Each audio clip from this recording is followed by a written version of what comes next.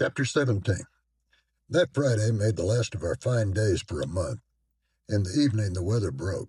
The wind shifted from south to northeast and brought rain first, and then sleet and snow.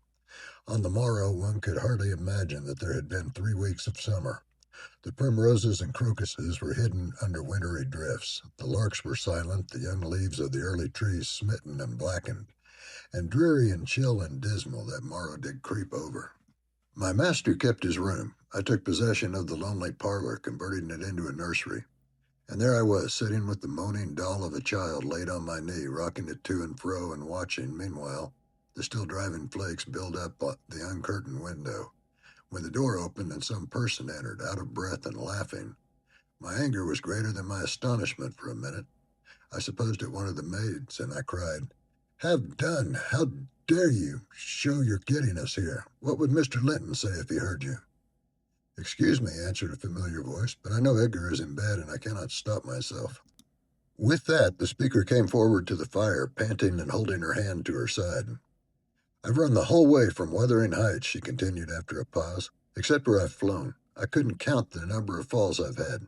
Oh, I'm aching all over. Don't be alarmed. There shall be an explanation as soon as I can give it. Only just have the goodness to step out and order the carriage to take me on to Gimmerton and tell a servant to seek up a few clothes in my wardrobe." The intruder was Mrs. Heathcliff. She certainly seemed in no laughing predicament. Her hair streamed on her shoulders, dripping with snow and water. She was dressed in the girlish dress she commonly wore, befitting her age more than her position. A low frock with short sleeves and nothing on either head or neck. The frock was of light silk and clung to her with wet, and her feet were protected merely by thin slippers. Add to this a deep cut under one ear, which only the cold prevented from bleeding profusely, a white face, scratched and bruised, and a frame hardly able to support itself through fatigue, and you may fancy my first fright was not much allayed when I had leisure to examine her. "My dear young lady," I exclaimed, "I'll stir nowhere and hear nothing till you have removed every article of your clothes and put on dry things, and certainly you shall not go to Gimmerton tonight, so it is needless to order the carriage." "Certainly I shall," she said, "walking or riding. Yet I've no objection to dress myself decently. And, see how it flows down my neck now? The fire does make it smart."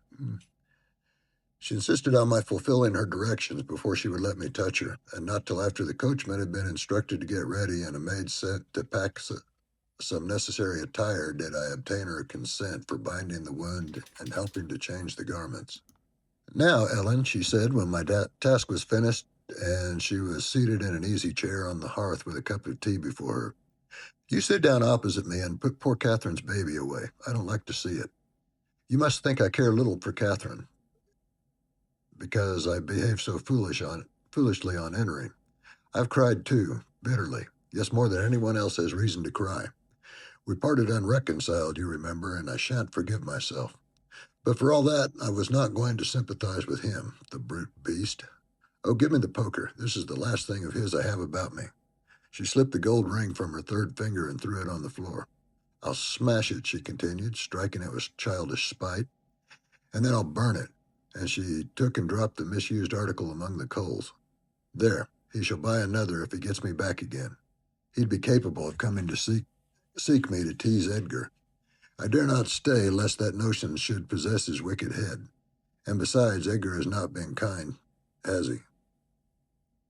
And I won't come suing for his assistance. Nor will I bring him into more trouble. Necessity compelled me to seek shelter here, though if I had not learned he was out of the way, I'd have halted at the kitchen, washed my face, warmed myself, got you to bring what I wanted, and departed again to anywhere out of the reach of that incarnate goblin. He was in such a fury. If he'd caught me, it's a pity Earnshaw is not his match in strength.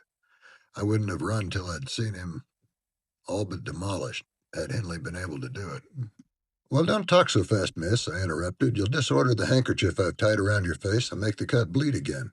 Drink your tea and take breath, and give over laughing. Laughter is sadly out of place under this roof and in your condition." "An undeniable truth," she replied.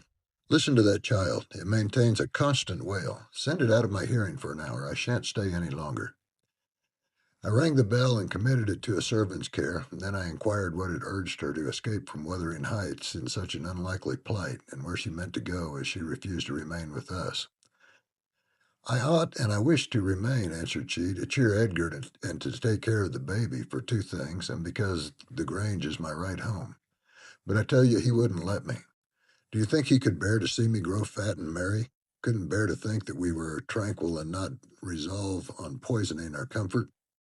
Now I have the satisfaction of being sure that he detests me to the point of its annoying him seriously to have me within earshot or eyesight.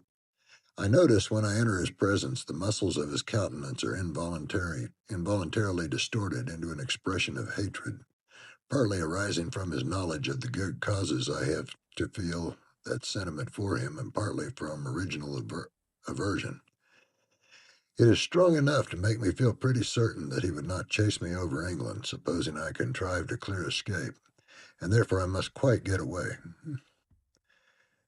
I've recovered from my first desire to be killed by him. I'd rather he'd killed himself. He has extinguished my love effectually, and so I am at my ease. I can recollect yet how I loved him, and can dimly imagine that I could still be loving him if, no, even if he had doted on me, the devilish nature would have revealed its existence somehow. Catherine had an awfully perverted taste to esteem him so dearly, knowing him so well. Monster! Would that he be blotted out of creation and out of my memory. Hush, hush! He's a human being, I said. Be more charitable. There are worse men than he is yet.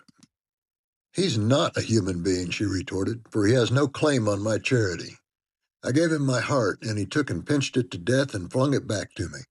People feel with their hearts, Ellen, and since he has destroyed mine, I have not power to feel for him, and I would not, though he groaned from this to his dying day and wept tears of blood for Catherine. No, indeed I wouldn't. And here Isabella began to cry, but immediately dashing the water from her lashes, she recommenced. You asked what has driven me to flight at last? I was compelled to attempt it because I had succeeded in rousing his rage a pitch above his malignity. Pulling out the nerves with red-hot pincers requires more coolness than knocking on the head. He was worked up to forget the fiendish prudence he boasted of and proceeded to murderous violence. I experienced pleasure in being able to exasperate him. The sense of pleasure woke my instinct for self-preservation, so I fairly broke free, and if ever I come into his hands again, he is welcome to a signal revenge. Yesterday, you know, Mr. Earnshaw should have been at the funeral. He kept himself sober for the purpose, tolerably sober, not going to bed mad at 6 o'clock and getting up drunk at 12. Consequently, he rose in suicidal low spirits as fit for the church as for a dance, and instead he sat down by the fire and swallowed gin or brandy in tumblerfuls. Heathcliff, I shudder to name him, has been a stranger in the house from last Sunday till today. Whether the angels have fed him or his kin beneath, I cannot tell, but he has not eaten a meal with us for nearly a week. He has just come home at dawn and gone upstairs to his chamber, locking himself in, as if anybody dreamt of coveting his company. There he has continued, praying like a Methodist, only the deity he implored is senseless dust and ashes, and God, when addressed, was curiously confounded with his own black father. After concluding these precious orisons, and they generally lasted till he grew hoarse and his voice was strangled in his throat, he would be off again, always straight down to the Grange. I wonder Edgar did not send for a constable and give him into custody. For me, grieved as I was about Catherine, it was impossible to avoid regarding this season of deliverance from degrading oppression as a holiday. I recovered spirits sufficient to hear Joseph's eternal lectures without weeping, and to move up and down the house less with the foot of a frightened thief than formerly. You wouldn't think that I should cry at anything, Joseph could say, but he and Harriton are detestable companions. I'd rather sit with Henley and hear his awful talk than with little Meister and his staunch supporter, that odious old man. When Heathcliff is in, I'm often obliged to seek the kitchen in their society or starve among the damp, uninhabited chambers. When he is not, as was the case this week, I establish a table and chair at one corner of the house fire, and never mind how Mr. Earnshaw may occupy himself. He does not interfere with my arrangements. He is quieter now than he used to be, if no one provokes him, more sullen and depressed and less furious. Joseph affirms he's sure he's an altered man, that the Lord has touched his heart. He is saved, so as by fire. I'm puzzled to detect signs of the favorable change, but it is not my business. Yesterday evening I sat in my nook reading some old books till late on towards 12. It seemed so dismal to go upstairs with the wild snow blowing outside and my thoughts continually reverting to the kirkyard and the new-made grave. I hardly dared lift my eyes from the page before me, the melancholy scene so instantly usurped its place. Henley sat opposite, his head leant on his hand, perhaps meditating on the same subject. He had ceased drinking at a point below irrationality and had neither stirred nor spoken during 2 or 3 hours. There was no sound coming through the house but the moaning wind which shook the windows every now and then, the faint crackling of the coals, and the click of my snuffers as I removed at intervals the long wick of the candle. Hareton and Joseph were probably asleep in bed. It was very sad. And while I read, I sighed, for it seemed as if all joy had vanished from the world, never to be restored. The doleful silence was broken at last by the sound of the kitchen latch. Heathcliff had returned from his watch earlier than usual, owing, I suppose, to the sudden storm. That entrance was fastened, and we heard him coming round to get in by the other. I rose with an irrepressible expression of what I felt on my lips, which induced my companion, who had been staring towards the door, to turn and look at me. "I'll keep him out 5 minutes," he exclaimed. "You won't object?" "No, you may keep him out the whole night for me," I answered. "Do. Put the key in the lock and draw the bolts." Earnshaw accomplished this ere his guest reached the front. He then came and brought his chair to the other side of my table, leaning over it and searching in my eyes for a sympathy with the burning hate that gleamed from his. As he both looked and felt like an assassin, he couldn't exactly find that, but he discovered enough to encourage him to speak. "You and I," he said, "have each a great debt to settle with the man out yonder. If we were neither of us cowards, we might combine to discharge it. Are you as soft as your brother? Are you willing to endure to the last and not once attempt a repayment?" "I'm weary of enduring now," I replied, "and I'd be glad of a retaliation that wouldn't recoil on myself. But treachery and violence are spears pointed at both ends. They wound those who resort to them worse than their enemies." "Treachery and violence are just return for treachery and violence," cried Henley. "Mrs. Heathcliff, I'll ask you to do nothing, but sit still and be dumb. Tell me now, can you? I'm sure you would have as much pleasure as I in witnessing the conclusion of the fiend's existence. He'll be your death unless you overreach him, and he'll be my ruin. Damn the hellish villain. He knocks at the door as if he were master here already. Promise to hold your tongue, and before that clock strike, it wants 3 minutes of 1, you're a free woman." He took the implements which I described to you in my letter from his breast and would have turned down the candle. I snatched it away, however, and seized his arm. "I'll not hold my tongue," I said. "You mustn't touch him. Let the door remain shut and be quiet." "No, I've formed my resolution, and by God I'll execute it," cried the desperate being. "I'll do you a kindness in spite of yourself, and Hareton justice, and you needn't trouble your head to screen me. Catherine is gone. Nobody alive would regret me or be ashamed, though I cut my throat this minute, and it's time to make an end." I might as well have struggled with a bear or reasoned with a lunatic. The only resource left me was to run to the lattice and warn his intended victim of the fate which awaited him. "You better seek shelter somewhere else tonight," I exclaimed in a rather triumphant tone. "Mr. Earnshaw has a mind to shoot you if you persist in endeavoring to enter."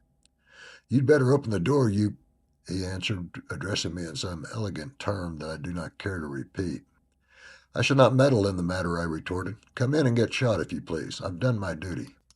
With that, I shut the window and returned to my place by the fire, having too small a stock of hypocrisy at my command to pretend any anxiety for the danger that menaced him. Earnshaw swore passionately at me, affirming that I still loved the villain, and calling me all sorts of names for the base spirit I evinced. And I, in my secret heart, and conscience never reproached me, thought what a blessing it would be for him should Heathcliff put him out of misery, and what a blessing for me should he send Heathcliff to his right abode. As I sat nursing these reflections, the casement behind me was banged to the floor by a blow from the latter individual, and his black countenance looked blightingly through. The stanchion stood too close to suffer his shoulders to follow, and I smiled, exulting in my fancied security. His hair and clothes were whitened with snow, and his sharp cannibal teeth, revealed by cold and wrath, gleamed through the dark. "Isabella, let me in, or I'll make you repent," he gurned, as Joseph calls it. "I cannot commit murder," I replied. "Mr. Hindley stands sentinel with a knife and loaded pistol." "Let me in by the kitchen door," he said. "Hindley will be there before me," I answered, "and there's a poor love of yours that cannot bear a shower of snow." We were left at peace in our beds as long as the summer moon shone, but the moment a blast of winter returns, you must run for shelter. "Heathcliff, if I were you, I'd let go stretch myself over her grave and die like a faithful dog. The world is surely not worth living in now, is it? You had distinctly impressed me on the idea that Catherine was the whole joy of your life. I can't imagine how you think of surviving her loss." "He's there, is he?" exclaimed my companion, rushing to the gap. "If I can get my arm out, I can hit him." "I'm afraid, Ellen, you'll set me down as really wicked, but you don't know all, so don't judge. I wouldn't have aided or abetted an attempt on even his life for anything. Wish that he were dead I must, and therefore I was fearfully disappointed and unnerved by terror for the consequences of my taunting speech when he flung himself upon Earnshaw's weapon and wrenched it from his grasp. The charge exploded, and the knife, in springing back, closed on its owner's wrist. Heathcliff put it away by main force, slitting up the flesh as it passed on, and thrust it dripping into his pocket. He took a stone, struck down the division between two windows, and sprang in. His adversary had fallen senseless with excessive pain and the flow of blood that gushed from an artery or a large vein. The ruffian kicked and trampled on him and dashed his head repeatedly against the flags, holding me with one hand, meantime, to prevent me summoning Joseph. He exerted preterhuman self-denial in abstaining from finishing him completely. But getting out of breath, he finally desisted and dragged the apparently inanimate body onto the settle. Then he tore the sleeve of Earnshaw's coat and bound up the wound with brutal roughness, spitting and cursing during the operation as energetically as he had kicked before. Being at liberty, I lost no time in seeking the old servant, who, having gathered by degrees the purport of my hasty tale, hurried below, gasping as he descended the steps two at once. "What is there to do now? What is there to do now?" "There's this to do," thundered Heathcliff, "that your master's mad, and should he last another month, I'll have him to an asylum. And how the devil did you come to fasten me out, you toothless hound? Don't stand muttering and mumbling there. Come, I'm not going to nurse him. Wash that stuff away and mind the sparks of your candle. It's more than half brandy." "I saw you been murthering him," exclaimed Joseph, lifting his hands and eyes in horror. "If ever I see a sight like this, may the Lord—" Heathcliff gave him a push onto his knees in the middle of the blood and flung a towel to him. But instead of proceeding to dry it up, he joined his hands and began a prayer which excited my laughter from its odd phraseology.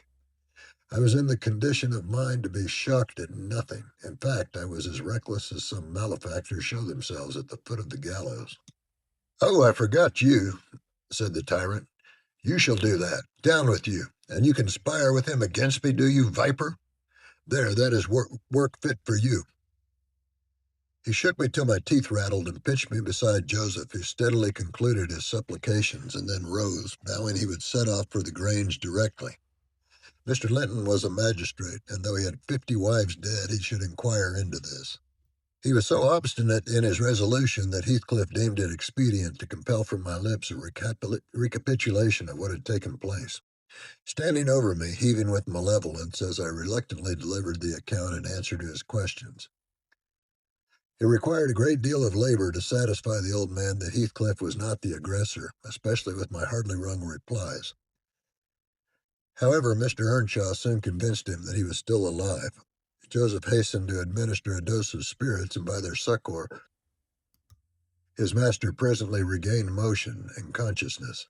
Heathcliff, aware that his opponent was ignorant of the treatment received while insensible, called him deliriously intoxicated and said he should not notice his atrocious conduct further, but advised him to get to bed. To my joy, he left us, after giving this judicious counsel, and Hindley stretched himself on the hearthstone. I departed to my own room, marveling that I had escaped so easily. This morning, when I came down about half an hour before noon, Mr. Earnshaw was sitting by the fire, deadly sick. His evil genius, almost as gaunt and ghastly, leant against the chimney. Neither appeared inclined to dine, and having waited till all was cold on the table, I commenced alone. Nothing hindered me from eating heartily, and I experienced a certain sense of satisfaction and superiority as, at intervals, I cast a look towards my silent companions and felt the comfort of a quiet conscience within me. After I had done, I ventured on the usual liberty of drawing near the fire, going around Earnshaw's seat and kneeling in the corner beside him. Heathcliff did not glance my way, and I gazed up and contemplated his features almost as confidently as if they had been turned to stone. His forehead, that I once thought so manly, and that I now think so diabolical, was shaded with a heavy cloud. His basilisk eyes were nearly quenched by sleeplessness, and weeping, perhaps, for the lashes were wet then. His lips, devoid of their ferocious sneer and sealed in an expression of unspeakable sadness. Had it been another, I would have covered my face in the presence of such grief. In his case, I was gratified. And, ignoble as it seems to insult a fallen enemy, I couldn't miss the chance of sticking in a dart. His weakness was the only time when I could taste the delight of paying wrong for wrong. "Fie, fie, miss," I interrupted. "One might suppose you had never opened a Bible in your life. If God afflict your enemies, surely it ought to suffice you. It is both mean and presumptuous to add your torture to his." "In general, I'll allow it that it would be, Ellen," she continued, "but what misery laid on Heathcliff could content me unless I had a hand in it. I'd rather he suffered less, if I might cause his sufferings, and he might know that I was the cause. Oh, I owe him so much. On only one condition can I hope to forgive him. It is, if I may take an eye for an eye, a tooth for a tooth, and for every wrench of agony return a wrench. Reduce him to my level. As he was the first to injure, make him the first to implore pardon. And then, why then, Ellen, I might show you some generosity. But it is utterly impossible I can ever be revenged, and therefore I cannot forgive him." Hindley wanted some water, and I handed him a glass and asked how he was. "Not as ill as I wish," he replied, "but leaving out my arm, every inch of me is as sore as if I had been fighting with a legion of imps." "Yes, no wonder," was my next remark. "Catherine used to boast that she stood between you and bodily harm. She meant that certain persons would not hurt you for fear of offending her. It's well people don't really rise from their grave, or last night you might have witnessed a repulsive scene. Are you not bruised and cut over your chest and shoulders?" "I can't say," he answered, "but what do you mean? Did he dare strike me while I was down?" "He trampled on you and kicked you and dashed you on the ground," I whispered, "and his mouth watered to tear you with his teeth, because he's only half man, not so much, and the rest fiend." Mr. Earnshaw looked up, like me, to the countenance of our mutual foe, who, absorbed in his anguish, seemed insensible to anything around him. The longer he stood, the plainer his reflections revealed their blackness through his features. "Oh, if God would but give me strength to strangle him in my last agony, I'd go to hell with joy," groaned the impatient man, writhing to rise and sinking back in despair, convinced of his inadequacy for the struggle. "Nay, it's enough that he has murdered one of you," I observed aloud. "At the Grange, everyone knows your sister would have been living now had it not been for Mr. Heathcliff. After all, it is preferable to be hated than loved by him. When I recollect how happy we were, how happy Catherine was before he came, I'm fit to curse the day." Most likely Heathcliff noticed more of the truth of what was said than the spirit of the person who said it. His attention was roused, I saw, for his eyes rained down tears among the ashes, and he drew his breath in suffocating sighs. I stared full at him and laughed scornfully. The clouded windows of hell flashed a moment towards me. The fiend, which usually looked out, however, was so dimmed and drowned that I did not fear to hazard another sound of derision. "Get up and be gone out of my sight," said the mourner. I guessed he uttered those words, at least, though his voice was hardly intelligible. "I beg your pardon," I replied, "but I love Catherine too, and her brother requires attendance, which for her sake I shall supply. Now that she's dead, I'll see her in Hindley. Hindley has exactly her eyes, and if you had not tried to gouge them out and made them black and red, and her—" "Get up, wretched idiot, before I stamp you to death," he cried, making a movement that caused me to make one also. But then I continued, holding myself ready to flee. If poor Catherine had trusted you and assumed the ridiculous, contemptible, degrading title of Mrs. Heathcliff, she would soon have presented a similar picture. She wouldn't have borne your abominable behavior quietly. Her detestation and disgust must have found voice. The back of the settle and Earnshaw's person interposed between him and me, so instead of endeavoring to reach me, he snatched a dinner knife from the table and flung it at my head. It struck beneath my ear and stopped the sentence I was uttering, but pulling it out, I sprang to the door and delivered another, which I hope went a little deeper than his missile. The last glimpse I saw of him was a furious rush on his part, checked by the embrace of his host, and both fell locked together on the hearth.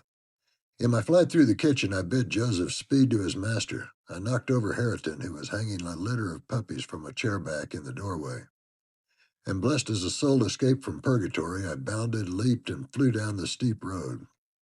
Then, quitting the winding, shot direct across the moor, rolling over banks and wading through marshes, precipitating myself, in fact, towards the beacon light of the Grange.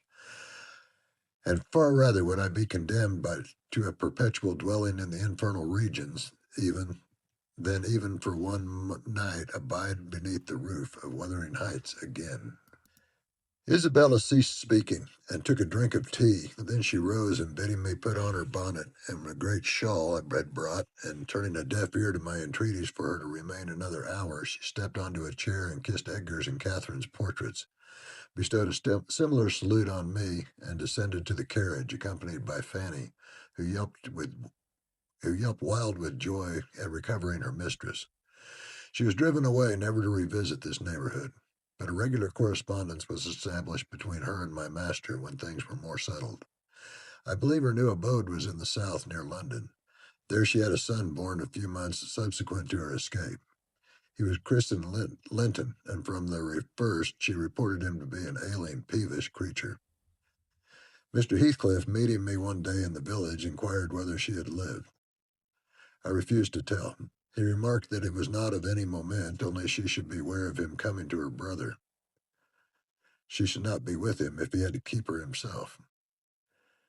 Though I would give no information, he discovered through some of the other servants both her place of residence and the existence of the child. Still, he did not molest her, for which forbearance she might thank his aversion, I suppose. He often asked about the infant when he saw me, and on hearing its name, smirked grimly and observed, "They wish me to hate it too, do they?" "I don't think they wish you to know anything about it," I answered. "But I'll have it," he said, "when I want it. They may reckon on that." Fortunately, its mother died before the time arrived, some 13 years after the decease of Catherine, when Linton was 12 or a little more. On the day succeeding Isabella's unexpected visit, I had no opportunity of speaking to my master.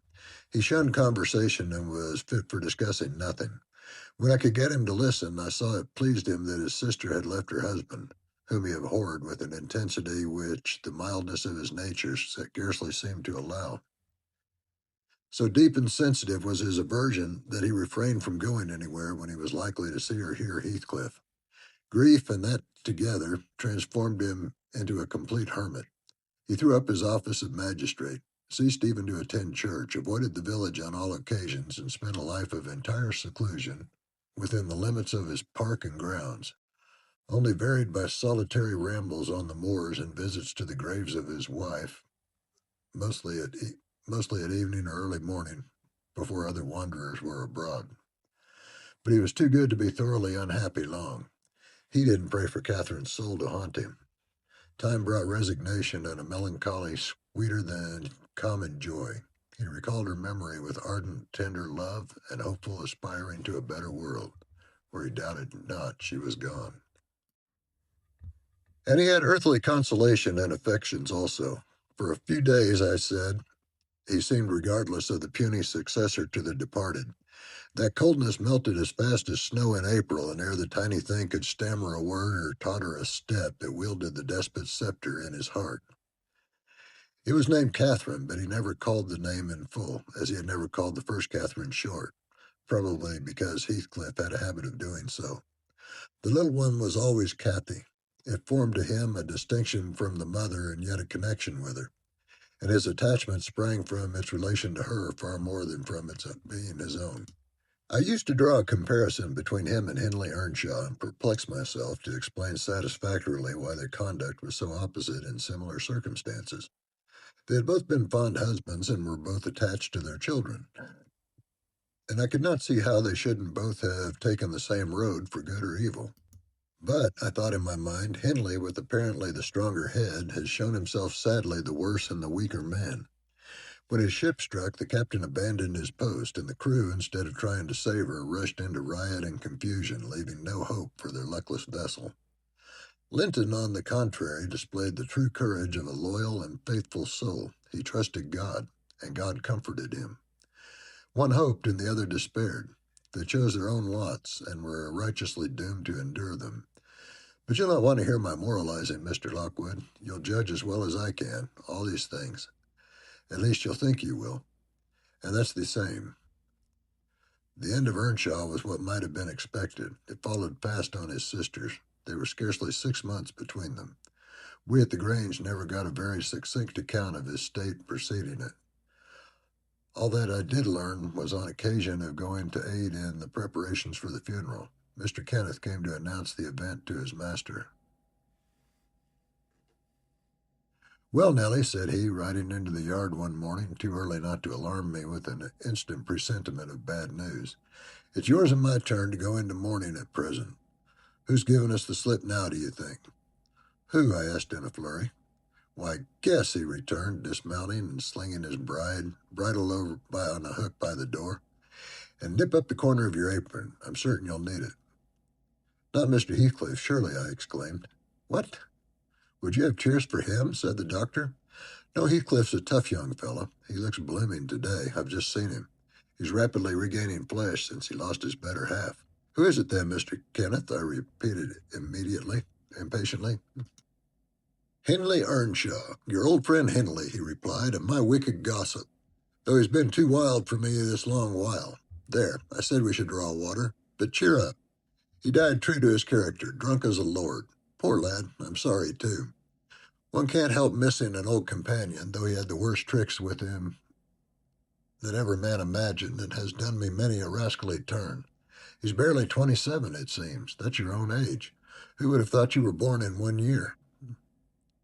I confess this blow was greater to me than the shock of Mrs. Linton's death. Ancient associations lingered round my heart. I sat down in the porch and wept as for a blood relation, desiring Mr. Kenneth to get another servant to introduce him to the master. I could not hinder myself from pondering on the question. Had he had fair play? Whatever I had, the idea would bother me. It was so tiresomely pertinacious that I resolved on requesting leave to go to Wuthering Heights and assist in the last duties of the dead. Mr. Linton was extremely reluctant to consent, but I pleaded eloquently for the friendless condition in which he lay. And I said my old master and foster brother had a claim on my services as strong as his own.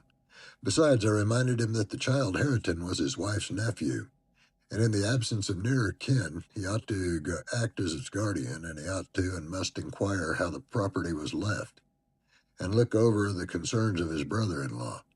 He was unfit for attending to such matters then, but he did bid me to speak to his lawyer, and at length permitted me to go. His lawyer had been Earnshaw's also. I called at the village and asked him to accompany me. He shook his head and advised that Heathcliff should be left alone, affirming if truth were known, Hareton would be found little else than a beggar. "His father died in debt," he said. "The whole property is mortgaged, and the sole chance for the natural heir is to allow him an opportunity of creating some interest in the creditor's heart, that he may be inclined to deal leniently towards him." When I reached the Heights, I explained that I had come to see everything carried on decently, and Joseph, who appeared in sufficient distress, expressed satisfaction at my presence. Mr. Heathcliff said he did not perceive that I was wanted, but I might stay and order the arrangements for the funeral if I chose. "Correctly," he remarked. "That fool's body should be buried at the crossroads without ceremony of any kind. I happened to leave him 10 minutes yesterday afternoon, and in that interval he fastened the 2 doors of the house against me and has spent the night in drinking himself to death deliberately. We broke in this morning, for we heard him snorting like a horse, and there he was, laid over the settle, flaying and scalping. Would not have wakened him. I sent for Kenneth, and he came, but not till the Not till the beast had changed into carrion. He was both dead and cold and stark, so you will allow it was useless making more stir about him. The old servant confirmed this statement, but muttered, I'd rather he'd gone himself to the doctor. I should have tended to the master better nor him, and he weren't dead when I left. Not of the sort. I insisted on the funeral being respectable. Mr. Heathcliff said I might have my own way there, too. Only he desired me to remember that the money for the whole affair came out of his pocket. He maintained a hard, careless deportment, indicative of neither joy nor sorrow. If anything, it expressed a flinty gratification at a piece of difficult work successfully executed. I observed once, indeed, something like exultation in his aspect. It was just when the people were bearing the coffin from the house. He had the hypocrisy to represent a mourner, and previous to following with Hareton, he had lifted the unfortunate child onto the table and muttered with peculiar gusto, Now, my bonny lad, you are mine, and we'll see if one tree won't grow as crooked as another, with the same wind to twist it. The unsuspecting thing was pleased at this speech. He played with Heathcliff's whiskers and stroked his cheek, but I divined its meaning and observed tartly, That boy must go back with me to Thrushcross Grange, sir. There's nothing in the world less yours than he is. Does Linton say so? He demanded. Of course. He has ordered me to take him, I replied. Well, said the scoundrel, we'll not argue the subject now, but I have a fancy to try my hand at rearing a young one. So intimate to your master that I must supply the place of this with my own, if he attempt to remove it. I don't engage to let Hareton go undisputed, but I'll be sure to make the other one come. Remember to tell him. This hint was enough to bind our hands. I repeated its substance on my return, and Edgar Linton, little interested in the commencement, spoke no more of interfering. I'm not aware that he could have done it to any purpose had he ever been so willing. The guest was now the master of Wuthering Heights. He held firm possession and proved to the attorney, who in his turn proved it to Mr. Linton, that Earnshaw had mortgaged every yard of land he owned for cash to support his mania for gaming, and he, Heathcliff, was the mortgagee. In that manner, Hareton, who should now be the first gentleman in the neighborhood, was reduced to a state of complete dependence on his father's inveterate enemy, and lives in his own house as a servant, deprived of the advantage of wages, quite unable to right himself because of his friendlessness and his ignorance that he has been wronged.